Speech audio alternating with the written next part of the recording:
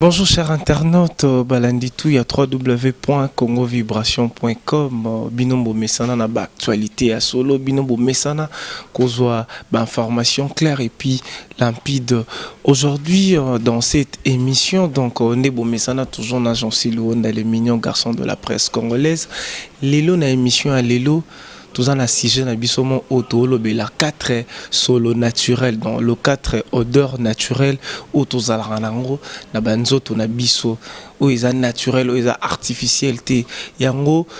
toye pa ya docteur Kabongo o tozo benga mikolo yo docteur vérité docteur Polele o apesa biso toujours ba information ya kati ya nzoto na biso clair et puis limpide yango bomoni lelo toza na sujet na biso ya lelo 4 solo naturel. Et puis avant de commencer avec le docteur Kabongo, j'aimerais juste remercier mon équipe technique, ma Dream Team. Donc accompagnera toujours Jean Silouon, les mignons garçons de la presse congolaise. Dans mon Christian Goy, le paparazzi de l'Afrique centrale. Et puis pourquoi pas à Charlie Arobaz, donc Yéazan. Et puis toujours Nabobo Bakajika, le capitaine de l'équipe. Ardiz, le foufounière dans Dream Team Mobimba. Et comme vous savez, nos gens c'est juste le professionnalisme des autres d'abisso tout ça makamba bien il y a bomoni awa dans un akati ya bureau il y a docteur Kabongo ameka un peu ko expliquer biso 4 solo ya nzoto donc 4 solo naturel parce que boka moza un peu sans tabou hein, et déranger binoté parce que il faut boye barapé aux moi sinon na mobali na yo mais oyoke solo mo petit tu sens mauvais, tu te sens mauvais. Le docteur Kabongo a expliqué donc moi si na mobile il faut ba solo ya mobile to solo ya moi si na yo o ya dégager na kati na ye ngana ebi mo troté mais docteur Kabongo en tant que médecin a expliqué biso yango. Bonjour docteur Kabongo. Bonjour papa journaliste hein? Docteur Boni sango malam toye lelo toye ba parce que yo za médecin. Si je n'habite à Lilo, il y a 4 solo. Il y a un autre qui naturel. En tant que médecin, n'habite au expliquer biso nini naba solo. Ils ont vraiment 4 solo neto et beli. Bon, d'une manière générale, oui. Tozolo ba sur le plan naturel, moto agogo zalanaba solo ana oyo eza na ndenge tolobaka physiologiquement eza maladité d'une manière générale tobi que eza maladité mais eza solo naturel oyo peut-être na bato yo ba mesana bolingo ko vana pembeni na ba conjoint ba koki ko mesana ngo balobite ke na ba à tout moment eza la solo moko faut eza la bongo c'est-à-dire na ba circonstances moko particulier et ko senga ke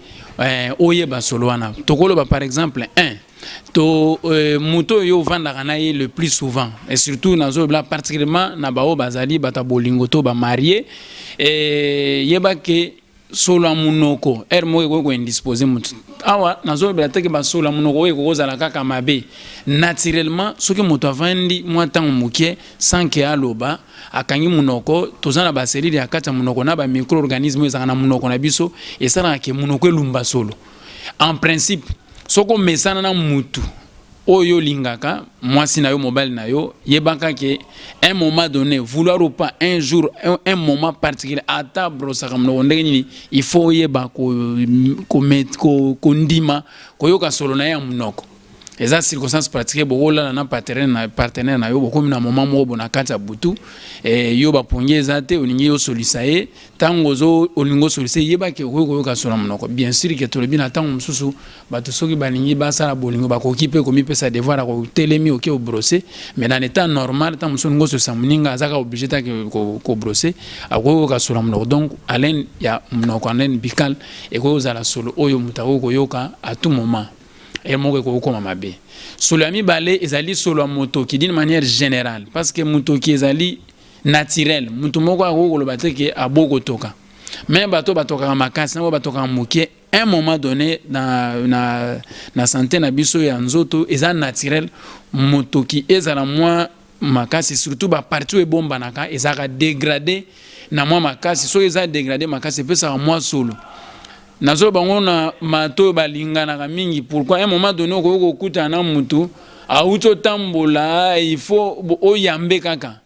tango yambi okoyoka solo wana en tout cas parce que moko boye ngapi na terre na lobi boya na ko chape parfum zalana nuka naturel et faciliter moto yo vanda na mingi ayeba pe solo no naturel même kutu na ba circonstance mususu soki par exemple elamba na ebungi naza sûr que nanzela solo ne même mbwana ya kolanda e place azali bongo siko akombe forte raison biso bakolo bandeko otoko koyoka pe solo ya nani to bien nga mukolo mwasi to pe mobile na lingi na koyoka solo donc solo mutoki ezaka bien koyeba yango dans la nature na ndenge ezalaka et koyoko zala moko et gênant que muto alumbi solo mais ezalaka pe bien koyeba yango sans pour autant même si on a bien appelé exemple à la Bible baebi un moment donné tatambo na Bible pour na ko découvrir bana na ya za ko kabonga na solo po edi ba o ya za inter to pe ko simba bango na ba poso. Troisième solo nazo be la partie sexuelle ba partie génitale wana nazo ba particulièrement na ba marié les hommes il y a solo na mutokiwi akoyo ko sentir mais il y a certaines personnes certaines femmes par exemple ba sipota odeur ya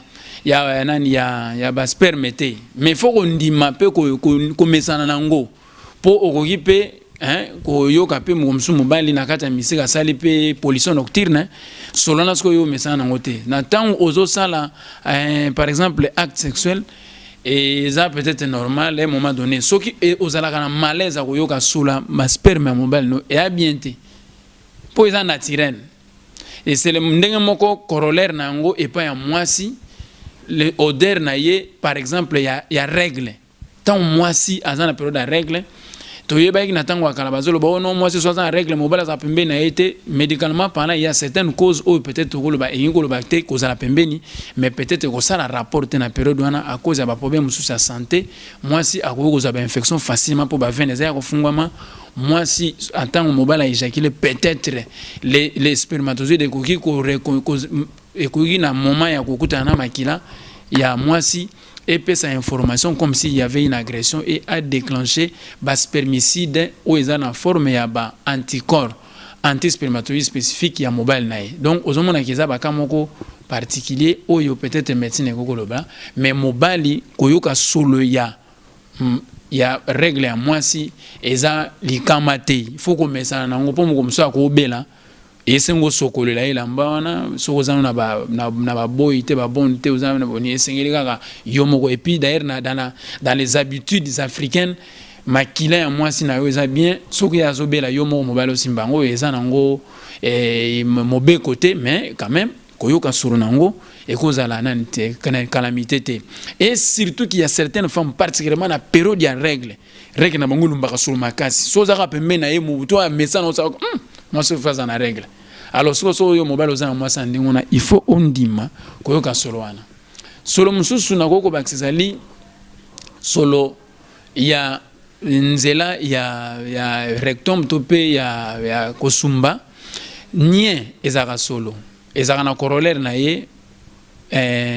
mukinza ne balobaka na lingala ya kisasa po baton soba sosola mukinza ba yanke ba benga onya killer moko po eza la un peu masqué na français ba mbeli na ba benga ngo gaz mais tout le monde a ondé ba tumso ba ko mabe mais to surtout assistant na ba église muta keneke osala opération asali na gaz no kite pasteur asenga biso to sambela ponde ngwansa na gaz mais on peut pas comprendre ba maman akala ba ka te photo ebise ke eza mukinza po comprendre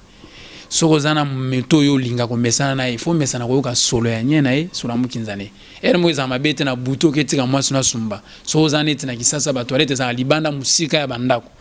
il faut za la pembena na po sino teta musoso aza yemo na mulili ya ganga yo kanzi ndoyo ga monika ilili na yo moko wana yetambula pembena wese ata yo mo faut za pembeni faut mesana ko yoka solo ya nye na ya mukinza ya mwasi no eza naturel ce n'est pas mystérieux ce n'est pas satanique c'est normal donc il faut que mesana ba solo wana pour tout zala na ba problème mingité na ba foyer moko boy pour un moment donné il faut ezala kaka pour so mesana ko yoka ngote au masque yango na ba parfum tout le monde a parfum un moment donné oya ozala na ba moment moko désagréable parce que solo wana il faut ko yoka ngo il faut mesana nango pour pourquoi l'autre peut tomber malade, il faut peut-être aider pour sokola, il faut l'autre peut n'est pas brosser tes hommes, bela et senga yo sunga même na brosser mais so net sur la donc brosser muninga olingaka kotoche longi boya ata yo moko et puis ça kitoko te ou bien moi ça na règle peut-être ça na ba règle auto benga ka ba règle ba douloureuse ndenge le mamaka et qu'il faut aux à la pembe na yo consoler pendant période wana tazo za bakisi parce que yo solo wana c'est pourtant côté et puis ça kitoko te kosumba eza naturel il faut muta mesana koyoka yango bato baningana ka faut ba mesana koyoka na basolo pe bandima na basolo donc eza à peu près 4 solo eza naturel normal bato so ba mesana elle m'a opé parfum trop eza bien te moi je suis naturaliste na ba mingi il faut que mesana koyoka pe solo ya partenaire na yo normalement ndenge za d'ailleurs amour bien sûr que eza na ba circonstances mususu mutakoza na ba odora makasi ya mabe ou peut-être au concept moi ba déodorant ba désodorisant tout ça mais ça va bien faire l'amour dans la nature ba solo ya normal oyo mutu na msaza nango et que surtout na libaku malamu mo bokutani mama moko boye ba solo ezali ba posa eza ensemble ko kino sokolo ndeze pesa mubulu bongo soko bosande boniatia ngande wana eke ndreke normal po pression ya elengi ya posa et mimi bino na kata je bozali na mino na kata ko sakana boye bo wuti so wapi papa bon même kana sona ba sona mutoki wana esana ba eza lisumu ya musumu teza mabete ya mutolo ba ke bato ko mesana ba solo naturel ezalaka bien pour faciliter ba circonstances particulières na vie commune ya bisononso. Merci docteur Kabongo, cher internaute Binomo Boyoki, docteur Polele, docteur Vérité. C'était le docteur Kabongo, Binomo Boyoki, conseil pour naba marié surtout ba fina biso ba nono ndembika omona ba tout le rôle ba Blaise Mobobo Zebele il faut yebaka solo ya mère Pamela Chibaka la baronne Ramsia Gaillard il faut yebaka solo ya BBC Oliwa ya boga leader yebaka solo ya Solange Kawaya et que ça l'a bien parce que Madame docteur à lobby ils ont un sujet du jour na biso et puis émission oyo ils ont pour na ba majeur donc pour na ba mineur botala ya ngoto ils ont moins de 18 ans donc oza li colonne à 18 ans ndia ko landa ba conseil ya docteur Kabongo boromesanana docteur il y a facilité docteur Kabongo o apesara ba conseil clair et puis limpide pour comprendre pour na ifongo la mémoire la biso parce que batebele bae baraté tant vous en a conjoint na yo tant vous en a partenaire na yo il faut dégager enthousiasme mémoire kitoko il faut déjà ou dégager plutôt solo ou est naturel des docteurs atangi a cité ba solo ou est naturel na bike ba msuba roseka ba msuba rosepela nango te ba msuba rosepela nango. Quant à moi je vous dis merci, soyez scotchés, abonnez-vous sur www.congovibration, votre site qui vous donne toujours des actualités claires et puis limpides. Donc, bon, mais ça na sujet du jour, bon, mais ça na conseil du jour pour comprendre la réalité et belé. Donc, quant à moi, je vous dis merci, je vous aime beaucoup. J'en suis Luanda et toujours pour vous. Bye bye, à la prochaine.